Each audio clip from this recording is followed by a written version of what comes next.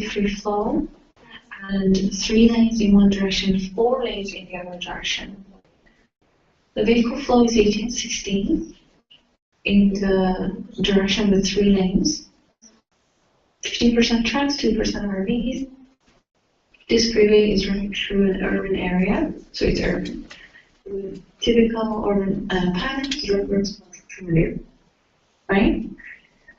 And a specific, so you know you have a specific grade here because it says a specific 6 mile downgrade, 5.5% of downgrade with 3 lanes and 1.5 lanes, right?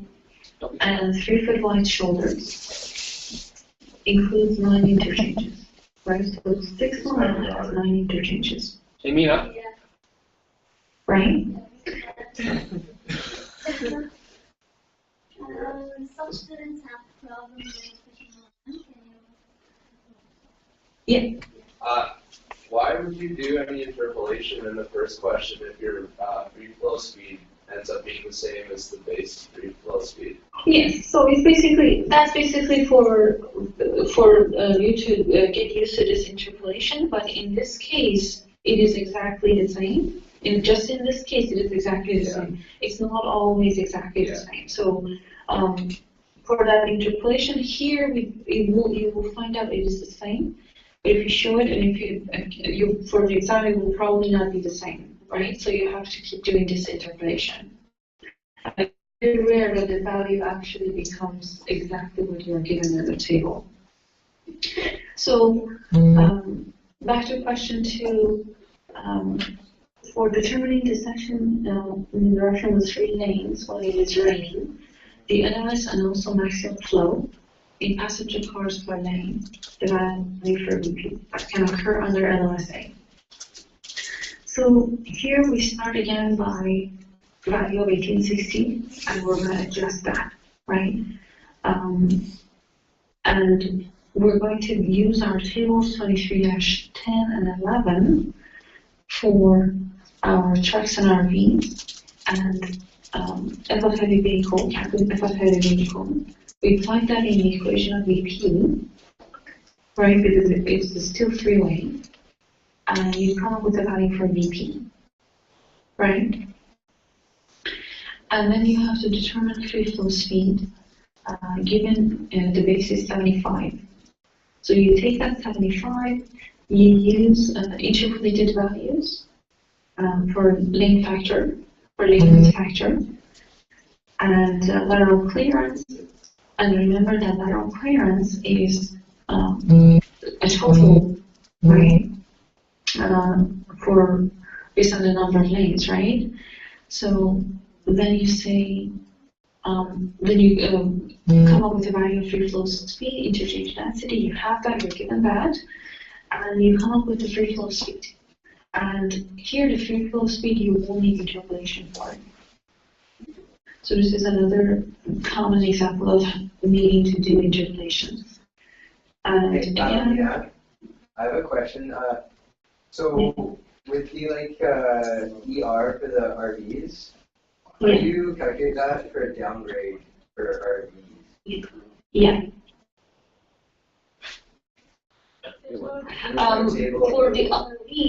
For the RVs, you have to use the table that is given for RVs, and if you look closely at the table, it says for any upgrades of 2 or less. We're 2 or less becomes, it will include that downgrade.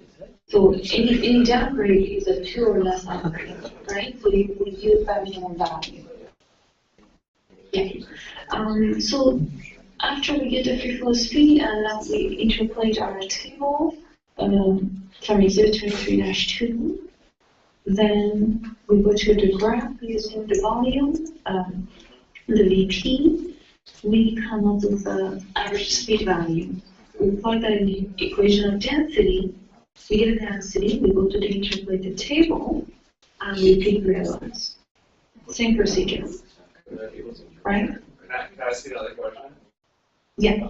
If we're given a lane width that's 11.5 feet, do we take the average of the value between like 11 and 12? You have to interpret. You have to interpret, yeah. And you have to interpret it in the table that for lane width. I think so. And that's basically it. You pick your LOS, and then from the interpolated table, you see for the part that says pick the flow rate for when the LOS is A. So now you know that when you, from that interpolated table, if an LOS is given, right, for any LOS that you see, the values that you have interpolated or exist already in the table, those cannot be violated, right? If it's violated, then your LOS will change. So the question is asking, what is the maximum flow that can occur on your LOS A? So you just read the value for whatever you're interpreting, and that's all there is to it, right? So now for question 3. A portion of the old Pasadena Freeway in Los Angeles has 2 lanes, so it's again a freeway. 2 lanes in each direction. Base is given as 60 miles per hour. Traffic flow is urban. 7% trucks, 1% RVs. Peak patterns warranting peak hour factor of 95.95, and high driver familiarity. Again, you're working with a specific section with an upgrade of 3% 4 miles. Lanes are 10 feet, no obstructions on the left for a minimum of 3 feet, and on the right shoulder for a minimum of 4 feet. Intersections are spaced 1 mile apart. Determine capacity for this specific section. So what we have to do here, we are not given a V value, right? We are not given a volume value. So what we have to do, we have to set up our spreadsheet, right? So all of those values that go into the equation, we have to set them up, and then we have to iterate which one will give us a capacity. And if you go to your lecture slides, and the first few slides, we learned that what is capacity? Capacity happens when LOS is E, right? When volume to capacity ratio is 1. Right? We saw that in the synchro labs as well. Whenever volume to capacity is 1, that means the robot can't take more than that, right? Can physically take more than that. And all you have to do is to but you are given enough information to calculate the free flow speed. So you use your free flow speed to come up with an interpolation using that table Exhibit 23-2, right? So you interpolate your Exhibit 23-2 to the free flow speed that you have, right? You have given enough information to calculate that free flow speed. So now you have a complete Exhibit 23-2 section dedicated to your free flow speed, your special free flow speed, right? So that will give you an indication, and in the last column of that interpolated section is LOSE, which is when the road is operating at capacity, by definition. By definition, when LOS is E and volume to capacity is equal to 1, then the road is operating at capacity, right? That means it is operating at maximum flow rate it can sustain under prevailing conditions. Right? So then you will see what is the maximum density corresponding to that volume to capacity of 1. Right? So then you say K is equal to Q over U, right? So because you have set up your spreadsheet to do the iterations, then you say, I have what Q I have to pick, I have to have in order to come up with a U that the final result of dividing Q by U gives me a K of 45. So it's basically working backwards. You start with the LOS of E, and you know that the density cannot go higher than 45, right? So you have your maximum density. So when you interpolate it or extrapolate it, you will get a maximum density, right, of 45. And all you have to do is to just do iterations to see what Q will give you exactly that density and not higher. Because that's the point that the fluid is operating at LOSE, and volume to capacity ratio is 1. So then the first, the initial guess, the best initial guess for your first iteration is coming up with a value that is between a maximum surface flow rate that is between LOSD and E, which is the halfway between LOSD and E. So when you extrapolate that part of the table, you extrapolate the maximum surface flow rate for it as well. And the maximum surface flow rate corresponding to LOSD and LOSE are two different numbers, right? If you take somewhere in between those, it should be corresponding to the flow rate that you should have, right? And if you multiply it by 2, it becomes a vehicle per hour for 2 days, right? Or you could start with the base value, as we said in the class. What is the usual capacity for a lane is 2,000 or 1,900, right? So you already know you have to, for 2 lanes, you have to start somewhere at a value of 1,900 multiplied by 2, right? So you plug in the you punch that in the spreadsheet that you have, right? Because you have to set up all your equations. When you punch in 4,000, you will get a peak flow rate of let's say 2,000, and using this graph with the curved lines, you will get a U. And then you will calculate your density based on that, right? And because your spreadsheet is already set up, it's just the numbers just change. And you will change that number.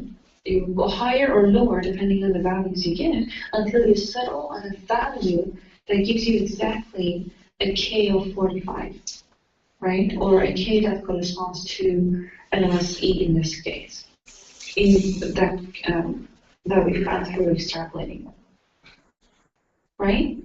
So it's a value is by iteration to get to that volume. That's the only tricky question in this assignment, basically.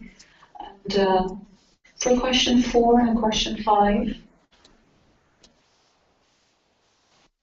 it's the same thing as other questions that we had. This time you're given an ADT, the proportion in the pre-camera, and you know how to multiply those. There's an equation in the slides. You multiply those, and you take that value as a vehicle flow rate, right? So as your initial value, your capital V that you need to adjust, divided with V, right? So for question 4, all you're doing, you're using the AADT, you calculate the flow, and you take that as your initial value that you have to adjust because you have all these trucks and RVs, right? And lanes and peak hour factor involved. So then you will come up with a peak 15-minute flow rate, right? Similar to question 1, you determine free flow speed using the base. And for the number of lanes, because it has not been given, you have to assume a value, which is usually, for questions like this, we assume that lanes have no effect on the speed, right? So you base your assumptions that you assume that the conditions of freeway is so good that lanes have the number of lanes are so high that they do not have any impact on the speed, right? So however many that lane is, that number of lane is, you calculate the free flow speed for it. You calculate the corresponding factors for it, and you adjust your base, right? And you find a value, you extrapolate the table based on that value, you pick from the graph, and then come up with a density. And then check to see if with the given free flow, with the free flow that you have assumed,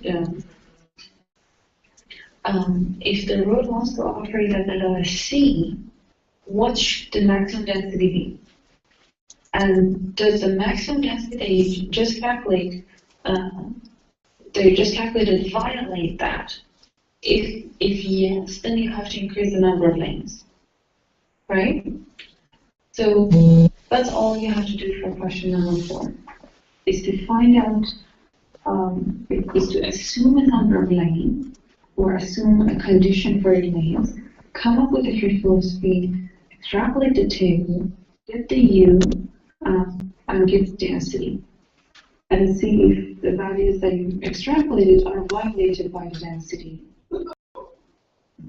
that you just calculated, right? If yes, then you have to increase the number of lanes. So that's question 4.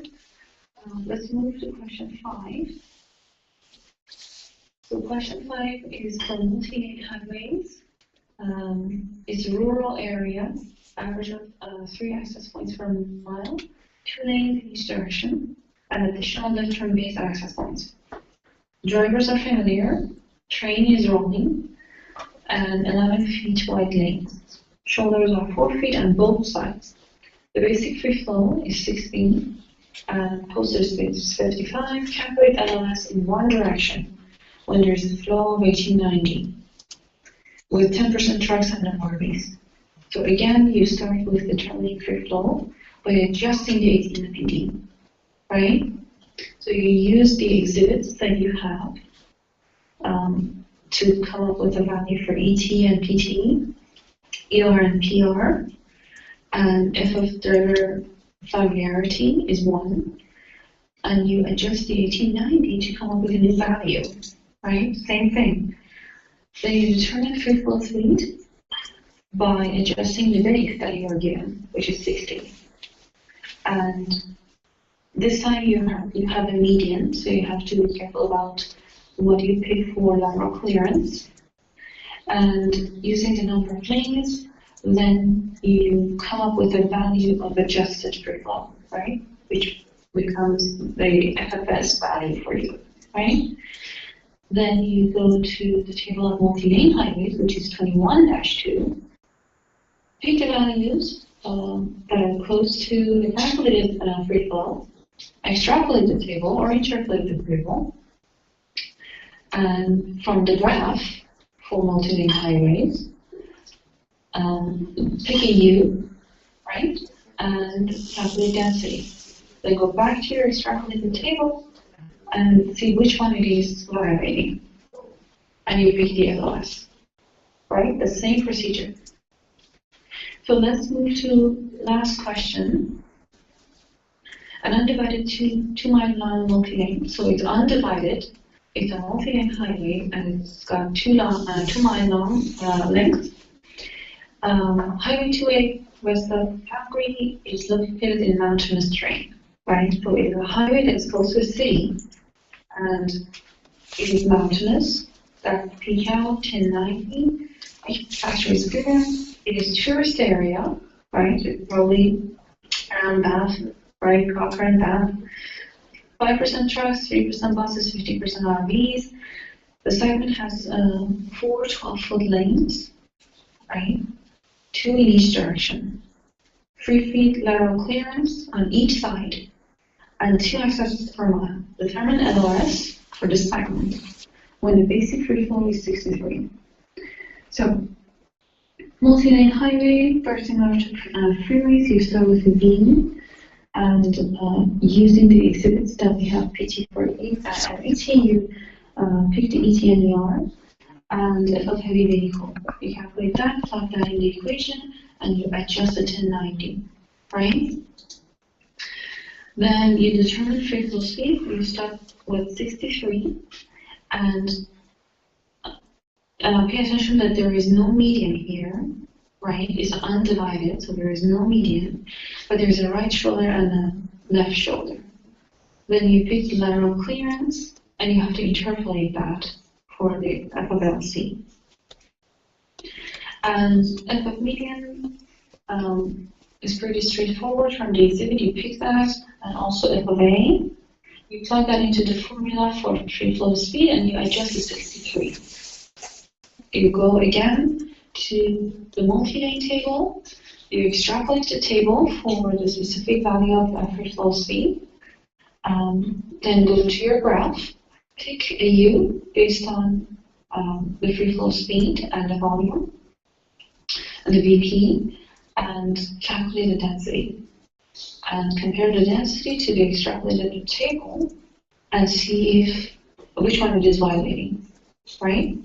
And it gives you the LS. So that's basically, there are no questions for two-lane highways. So because those are very straightforward and very similar to the example problem. However, in the last lecture, a lab that is dedicated to reviewing example problems, I will go over a couple two-lane highway example problems as well. But for your assignment, you're only dealing with freeways and multi-lane highways. Okay, any questions?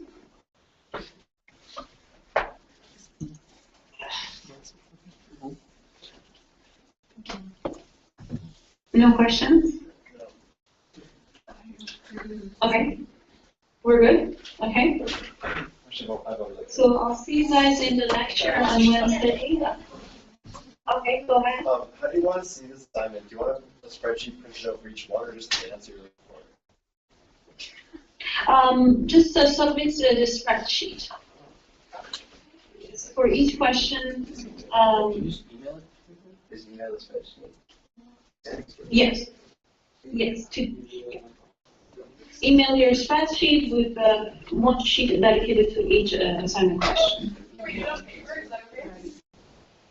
That should be okay, yes. But if you're doing iterations, just indicate what iteration you started with and what you ended up with.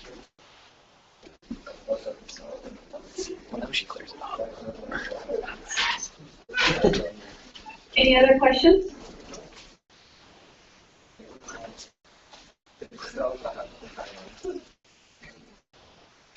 Okay, so on to the session. Thanks, everyone. Thank you. Sorry? Thank you. That's it? Okay. Okay. Thank you very much.